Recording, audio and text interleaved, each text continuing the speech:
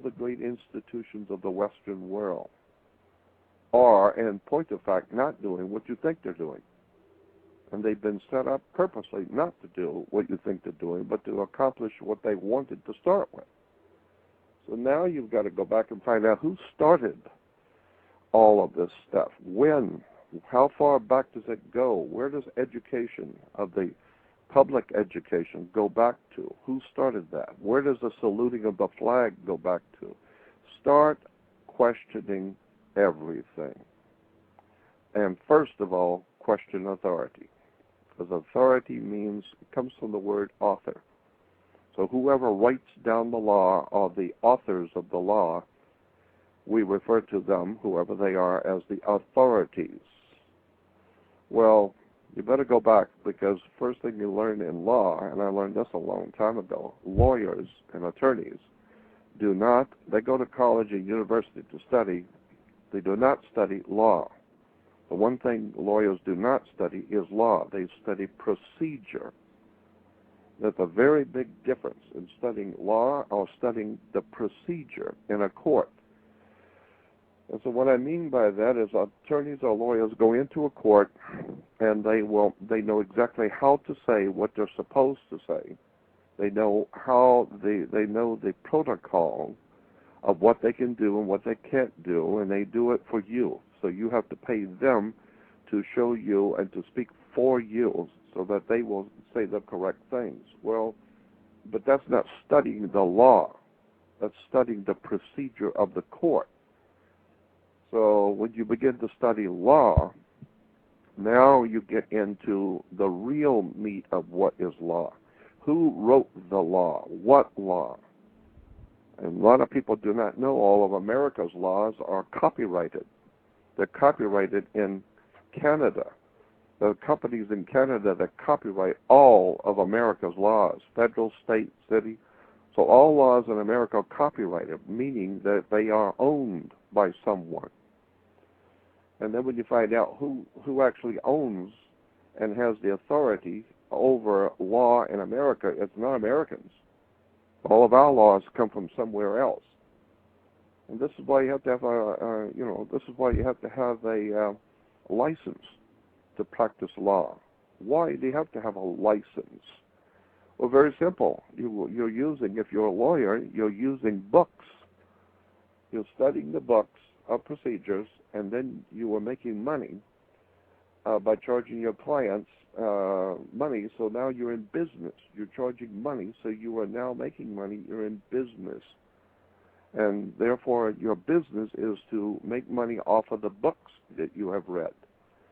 And you can't do that in business at all. You cannot use somebody else's book to make a movie or use someone else's music, unless you get a permission from the person who developed the picture or the music or whatever it is you're using. So you have to have a license to use that person's name or his music. Well, then lawyers have to have a license to use that book to make money. So it's called a license to practice law. And so that's why you have to have a license, because the lawyers are making money on somebody else's books that they don't own. This is why when you get married, you have to have a license, because your body, your very physical body, is a security on the New York Stock Exchange. You do not, in fact, by law, own your body. And therefore, if you're getting married, the other person's body is also a security on the New York Stock Exchange. And both of you are classified in law as a human resource. And so this is the law, the way the laws work in America.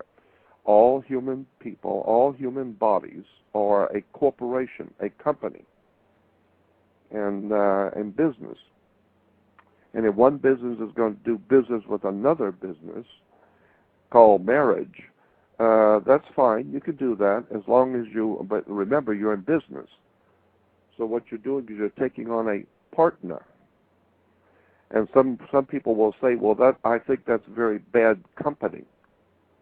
I think she's bad company. To which you could say, well, that's none of your business. and therefore you're taking on a partner. We're talking about corporate terms, business, law, partners, and therefore your body, as I said, is a corporation. That's why when you die, you're a corpse. So your body is a corporation. It's being commercialized on the New York Stock Exchange. Her body is a corporation, so you are now doing business. So you have to have a marriage license. It's interesting the way the world works and the way banks are set up and the way governments operate and the way the police department operates. And none of this has anything to do with football. That's why most people in America have no idea in the world what I'm talking about. But if you're really interested in, well, it's true. I mean, most people have no concept of what I'm talking about because it has nothing to do with what football or basketball or the game. Right. And so, who the hell cares? I mean, who cares about any of this stuff? It's all that bunch of stuff that Jordan Maxwell talks about, all that looting stuff. It has nothing to do with Michael Jordan or bouncing a basketball or anything of any real importance. Do you think that's a distraction? Yeah, of course, that's all it is. Just give the people bread and circuses, something to look at. Make sure you have plenty of, in America, you want to make sure you have a liquor store on almost every corner so that liquor and alcohol is freely available to the masses. So this way they got television to watch, they got plenty to drink, they got a lot of entertainment, and they got a lot of things to worry about, like the ball game and the scores, and they're going to keep their job and all kinds of things to keep them busy so they don't get in the way of the important people who are planning America's future. Because, that's like George Carlin said, the people who run the planet, it's a big club and you ain't in it. So all you need to do is just watch television the way they have provided for you, a television. They provided for you the games, and they give you plenty of alcohol, and that's all you need to know. That's all you need to know. And so a long time ago, I figured out what was going on, and I don't want to buy into anybody's game. The whole thing is a game. So how do you live your life now? As a hermit. Okay. I go almost nowhere. I don't know how very well to relate to my fellow man, so I only have a couple of close friends that I talk to. I feel like Jackie Mason said it best, the comedian Jackie Mason said, when I talk to other people, I always end up talking to myself. Right. So now I talk directly to me. I cut out the middleman. So that's what I do. I've got to a point where I don't know exactly how to communicate with my fellow man. I don't know how to say things that they will understand. Right. Because I've grown so far the opposite way from the way civilization is going. Do you think that there's people out there that actually, I think now is a better time than any time in history for people that are what I consider awakening to some of these realities? And if people would just take a minute and take a look at what you're saying, I mean, I agree with like 99% of what you're saying. I mean, if you just take a look at it instead of just, that can't be. Yeah, at least. I mean, excuse me. If you are on trial for your life and you're being charged with a capital crime, and if found guilty, you may die, your attorneys are going to pick 12 jurors for the jury. And if they come to me, what they will say to any prospective juror, they will ask, have you formed any opinion about this case? And which I would say, yes. I've already decided that this guy is guilty.